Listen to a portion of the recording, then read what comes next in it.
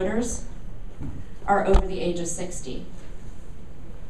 And then you get into your perfect voters. And these are the people who show up at the polls every single election. And 90% of Oregon's voters are over 45. 69% of that 90% are over 60. So who are you communicating with? Are you talking to your older voters? Are you engaging your older voters? Let's take a look at your individual school district's profile, and I'm going to have you do some work. Your profile looks something like this. And it has a lot of really great information in it. It shows you, the very top box shows you who your total registered voters are, and it shows you that. It shows you how many individuals you have within your district. I'll give you that. I'll get another one here.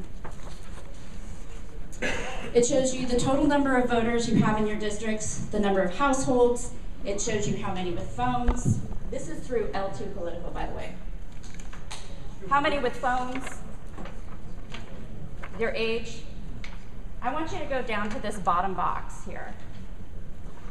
And I want you to look at your 45 to 59-year-olds and your 60 plus. For your 3 or 4 voters, so if you look down the line here, you've got your registered voters, your voters that are registered since 11 of 2014, your 1 of 4s, your 2 of 4s, the bottom box is your 3 of 4s. So go ahead and add up the total number of voters, or percentage of voters, that are over the age of 45. 86. Yeah. So 86%.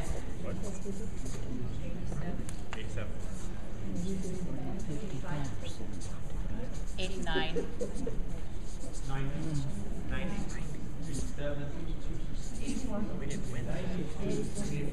80%. Did someone say 94? 92. Someone else has 94? Someone did have 94? 95. All right. What? Over your 3 or 4 voters are 97% over age 45. 45, 59, and 60. Yeah. Okay, interesting. So as you can see here, this is for your individual school districts. 84% of Oregon's voters are over the age of 45 that are 3 or 4 voters. But when you look at your school districts, depending upon where you're located, depending upon the particular community you're in, you know, some of you have 95% of your 3 or 4 voters are over 45. So now tell me, how many of your voters that are your 3 or 4 voters are over 60? What percentage? 60. Yeah. 85. 57. 62. 64. 62. 69. 54. 77. 56. 76. That's an anomaly right there. Yeah. So of your 3 or 4 voters, average I would say is probably around 65% are over 60. Now flip the page and take a look at your perfect voter groups. And do the same thing that you did with your 3 or 4 voters, only do that with your perfect voters.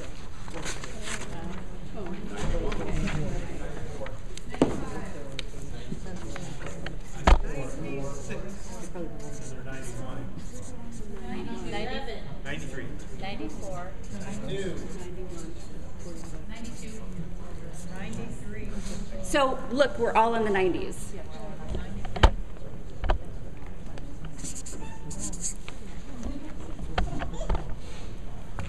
So these are people who show up every single election. Okay, that's good. Are you communicating with these people? Are you engaging these people? When you're thinking in terms of your bond measure, are you thinking about ways that it might benefit them, that your bond and your facilities might benefit them? Are you thinking about how it might benefit the community? Those are things that you should be thinking about if you're not already, because the majority of your frequent voting population and the ones who are really responsible for passing and failing measures are your older voters. That's not to say that you should not be talking to your parents, but if you think about it, your parents are already on board. They have a vested interest in your schools. They, are in and out of your schools. They understand what the condition of your schools are, where these people don't necessarily. Now let's go with your 60. Go ahead. Have you, to address this, done a voter registration campaign and seen how that influences the election? Unfortunately, the motor voter thing, I'm just going to talk about it openly. The motor voter campaign is great, and it will definitely get younger voters registered automatically. The problem is there's voter apathy among younger voters. And if they're not going to fill out their voter registration card, do you really think that they're going to fill out their ballot and make the effort to drop it off? So, and again, I'm not saying that you shouldn't have voter registration campaigns and so on. I'm just kind of giving you some reality checks here because it's really important, especially if you're moving forward with the bond measure. So let's take a look at your 60 plus for voters. What? 80. 61. 71.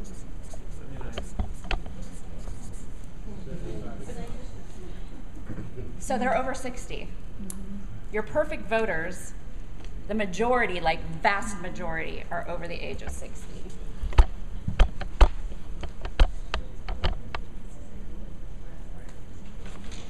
So let's take a look at the top number on your voter profile, your total number of registered voters. And you can use the back of your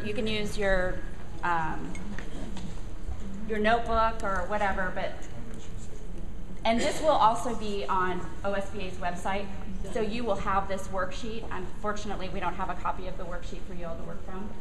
But what you can do is you want to take your total number of registered voters, and depending on what election you're going for, whether it's a November or a May election, you can call your county clerk and find out what the percentage of turnout has been over the last, let's say, 4 years.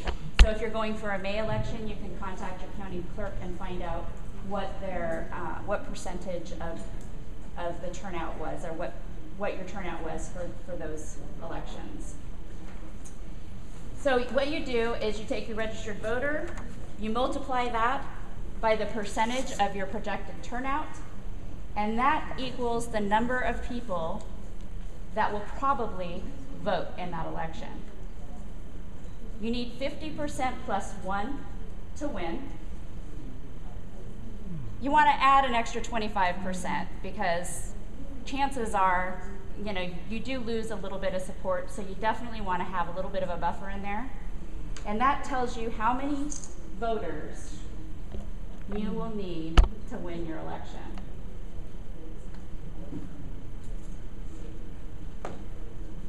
So, the good news is, unlike 2008 when the recession hit, we had some pretty dismal passage rates in Oregon.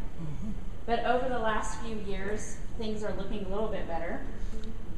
100% in 2015, 100% of the school districts who went out for bonds passed. That was 8, a total of 8 in May and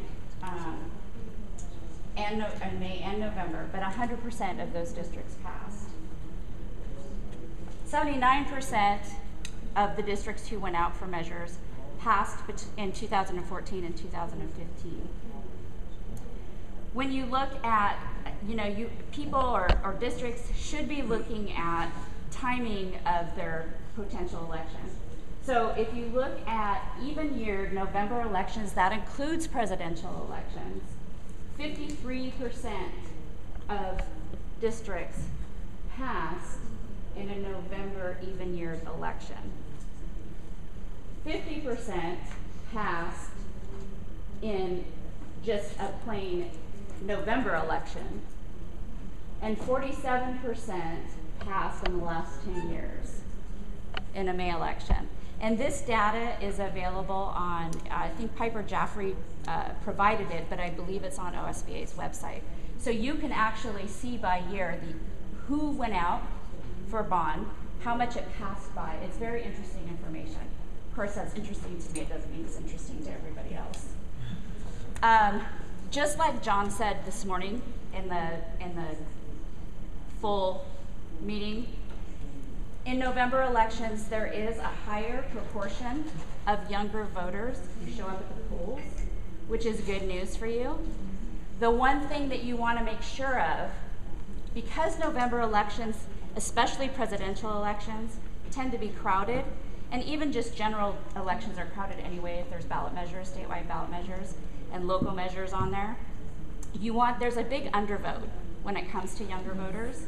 So you want to make sure that you're telling the people that are your definite yeses, you know, that table that Julianne showed you, your definite yeses, you want them to know where you are on the ballot. You want them to look for you. So make sure that they know where you are on the ballot, that you're going to be on the back, you're the last measure that's on the ballot. Whatever the case is, you want to make sure that they know.